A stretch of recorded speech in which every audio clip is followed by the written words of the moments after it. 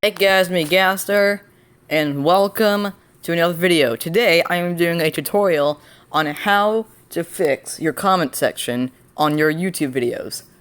So, this is for like YouTubers only, I guess. Okay, so, if you're a YouTuber and you're having a comment problem, go down to the video that's having this problem.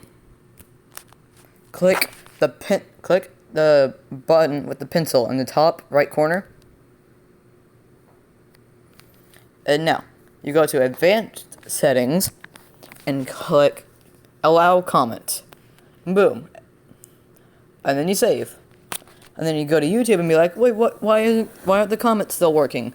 Well, YouTube is stupid, and it does this. So you need to go back to Edit.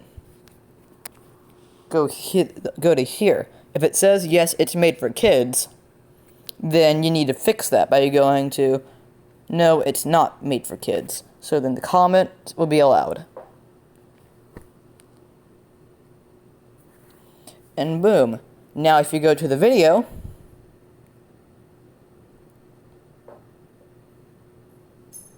give it a second.